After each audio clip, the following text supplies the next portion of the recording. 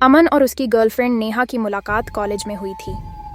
दोनों में प्यार बढ़ता गया और एक दिन अमन ने उसे डेट पर जाने का प्लान बनाया। नेहा ने खुशी खुशी हाँ कर दी, लेकिन उसने एक अजीब शर्त रखी। तुम मुझे रात के 12 बजे मेरे गांव के पास वाली झील पर मिलो। अमन ने शर्त को हल्के में लिया और तय समय पर झील पर पहुंचा। झील का इलाका सुनसान था और हल्की धुंध चारों ओर फैली हुई थी। अमन ने नेहा का इंतजार किया और ठीक 12 बजे उसे दूर से नेहा आती हुई दिखी।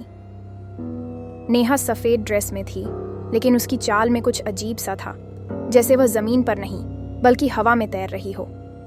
अमन ने हंसते हुए कहा, नेहा, तुम हमेशा इतनी ड्रामेटिक क्यों हो? नेहा ने कुछ नहीं कहा, बस चुपचाप उसके पास आई और मुस्कुराई। उसकी मुस्कान ठंडी और अजीब थी।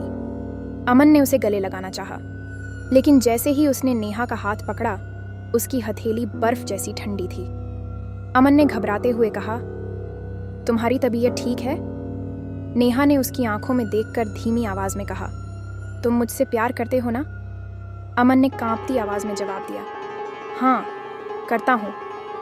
नेहा की मुस्कान और गहरी हो गई। उसने कहा, तो फिर आज मेरे साथ झील के अंदर चलो, हमेशा के लिए।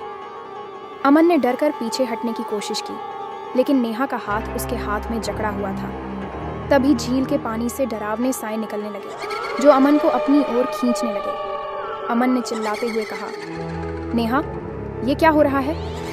नेहा की आवाज़ अचानक बदल गई।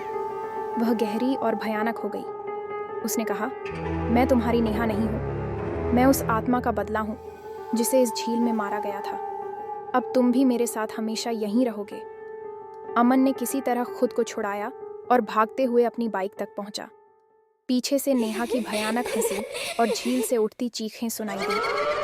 अगले दिन अमन ने झील के बारे में पता किया।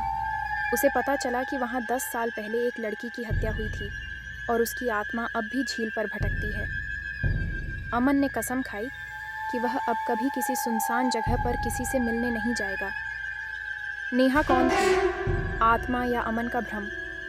ये राज हमेशा झील के पानी में ही दबा रह गया।